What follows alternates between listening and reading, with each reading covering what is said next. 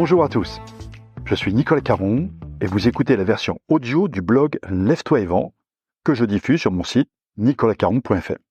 J'y traite des sujets de la prospection, de la vente, de la négociation, de management commercial et aussi de développement personnel quand il peut nous aider à vendre. Je vous souhaite une bonne écoute et la plus belle réussite commerciale possible.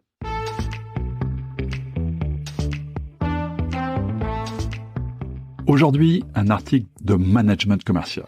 Son titre, CRM, je t'aime, moi non plus. Il suffit d'aller dans un salon spécialisé pour voir à quel point les débats pour savoir quelles sont les meilleures solutions de gestion de la relation client sont animés. Et puis, maintenant, une nouvelle quête consiste même à savoir qui saura le mieux mettre l'intelligence artificielle au service de la relation client. Si ces questions sont passionnantes, il n'en reste pas moins que la réalité des questions que se posent les managers commerciaux de proximité est encore très souvent beaucoup plus terre-à-terre. Il s'agit par exemple de savoir comment faire en sorte que leurs équipes utilisent avec rigueur et plaisir leur CRM. Et ce sujet n'est pas nouveau. En effet, j'ai toujours été stupéfait de l'énergie que certaines entreprises doivent déployer pour faire adopter leur CRM. Il semblerait que des missions de conduite du changement soient indispensables pour que les commerciaux l'utilisent. Pourtant, le CRM est un outil formidable. L'utiliser quotidiennement est la base du métier. Et ceci est valable tant pour le commercial qui travaille dans une grande entreprise très structurée que pour l'indépendant ou la toute petite entreprise. Personnellement, je ne pourrais pas m'en passer et il fait évidemment partie de ma panoplie d'outils préférés. Alors, comment expliquer le désamour des commerciaux pour leur CRM ? Plusieurs raisons peuvent l'expliquer. Aujourd'hui, je vous en propose 3. D'abord, des fonctionnalités trop nombreuses. La magie de l'informatique est de rendre possible n'importe quel fantasme. Ainsi, si le comité de pilotage en charge de la définition des specs réunit le marketing, la finance, le commercial et la direction générale, il y a fort à parier que les attentes vont se multiplier. Pour peu que le fournisseur de la solution ait un intérêt à vendre le full option, le CRM finit alors par porter des attentes multiples dont de nombreuses seront éloignées, voire très éloignées, du suivi client et du véritable terrain de jeu des commerciaux. La deuxième raison, une communication trop macro sur les avantages du CRM. J'ai récemment eu le plaisir d'être invité à suivre un webinaire sur les vertus du CRM. Des grands professionnels de sujet étaient réunis pour expliquer tous les bénéfices de cet outil et aussi nous convaincre que leur logiciel était bien la meilleure solution de gestion de la relation client. Pourtant, j'ai eu beau me concentrer, je n'ai pas entendu grand-chose qui aurait vraiment parlé à un commercial. Il me semble que l'homo commercialiste de base, j'en suis un, se pose une question simple. En quoi cet outil va-t-il m'aider à être plus efficace ? Je n'ai pas vraiment eu beaucoup de réponses à cette question pendant ce séminaire. Et enfin, troisième raison, une utilisation managériale sans doute très insuffisante. J'ai eu l'occasion de former des milliers de managers au coaching des commerciaux. Eh bien, je ne me souviens pas avoir entendu beaucoup de managers me dire qu'ils utilisaient le CRM comme support, voire comme pierre angulaire de leurs entretiens de suivi réguliers. Quel dommage. Si le CRM doit être l'outil de base du commercial, pourquoi ne pas en faire également la source principale du dialogue avec son manager ? Bien utilisé par les deux parties, cet outil devient alors la base d'un coaching efficace, fondé sur la réalité des actions et des résultats obtenus à date. Alors maintenant, après ces 3 raisons qui peuvent expliquer le désamour du CRM par certains commerciaux, voyons 5 raisons plus une pour au contraire aimer son CRM. Première raison, le CRM est une formidable to-do list commerciale quotidienne. Idéalement, chaque nouvelle rencontre, chaque interaction, chaque affaire potentielle, chaque action commerciale est notée dans le CRM. Mais le plus intéressant, c'est l'étape suivante. Une des fonctions que je préfère avec le CRM est celle qui nous oblige à programmer immédiatement le next step, l'étape suivante. Et si on fait ça tous les jours, arrive un moment où chaque matin, il suffit d'ouvrir son CRM pour avoir sa liste des actions commerciales à faire. Pas besoin de se creuser la tête pour savoir par où commencer. Pas besoin de prendre son élan pour identifier les pistes prioritaires.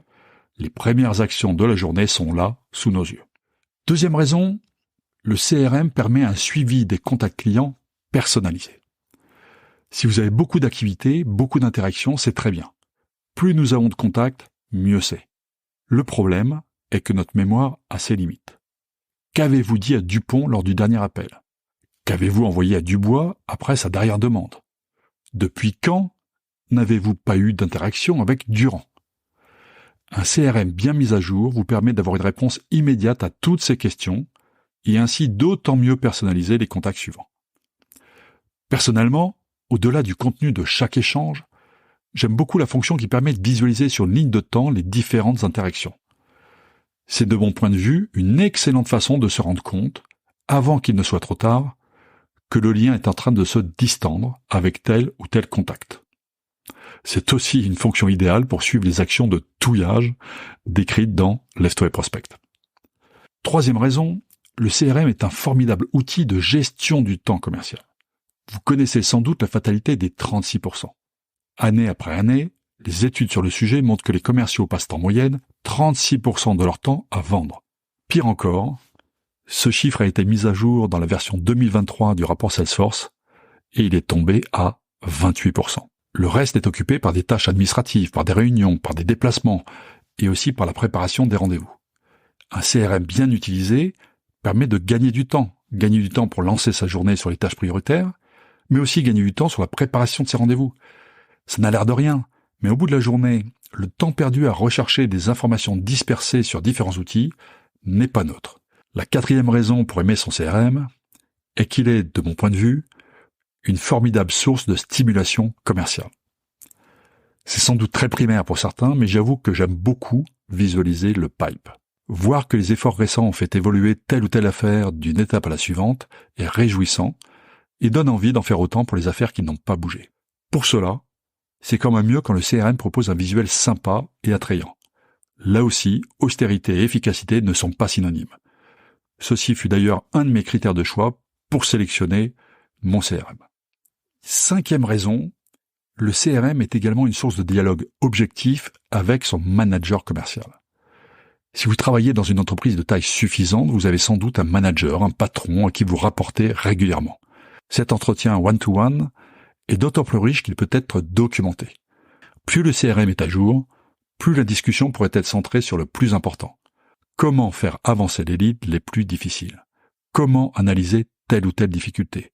Comment capitaliser sur telle ou telle réussite? Quelles conclusions tirer des actions commerciales des semaines ou mois précédents? Et si vous êtes indépendant, vous posez de temps en temps pour lever la tête du guidon et analyser vos métriques vous fera aussi le plus grand bien. Et enfin, la dernière raison pour aimer son CRM est de prendre conscience que son utilisation efficace est aussi un indice de potentiel. Cette dernière raison est la moins politiquement correcte, mais il est quand même important de rappeler aux résistants du CRM que leur attitude va de plus en plus être un signe évident de décalage par rapport à l'avènement des nouvelles technologies. Ce qui se passe en ce moment avec l'intégration des nouvelles technologies et de l'intelligence artificielle dans le domaine du sales enablement est absolument vertigineux. Même si nous aurons encore longtemps besoin de commerciaux, la concurrence entre ceux qui optimisent les outils techno et les autres va se creuser à vitesse grand V. Les plateformes vont de plus en plus ajouter aux fonctions classiques du CRM des moyens incroyables de doper l'efficacité du commercial. Évidemment, ceux qui ne comprennent pas ou ne veulent pas comprendre aujourd'hui l'intérêt d'un CRM auront ensuite beaucoup de mal à convaincre leur hiérarchie qui peuvent toujours faire partie de ceux sur qui il faut compter. Moralité. Si vous êtes indépendant, n'hésitez pas à investir quelques euros pour vous offrir ce formidable moyen de centraliser et suivre toutes vos actions commerciales. Si vous êtes commercial dans une entreprise qui met à votre disposition un bel outil CRM, ne faites pas la fine bouche et n'attendez pas une mission de conduite du changement pour vous y mettre et en tirer tous les profits. Si vous êtes manager commercial, mettez le CRM au cœur de vos one-to-one. En l'utilisant comme outil de base de vos actions de coaching, vous le rendrez encore plus incontournable. Et enfin, si vous êtes dirigeant, plongez-vous d'urgence dans le sujet des nouveaux outils d'efficacité commerciale. Les métiers de la vente vont se transformer progressivement, mais radicalement. Et voilà, c'est tout pour aujourd'hui. Si vous voulez en savoir plus sur mes livres ou sur mes conférences, rendez-vous sur nicolascaron.fr. D'ici là, bon business à tous.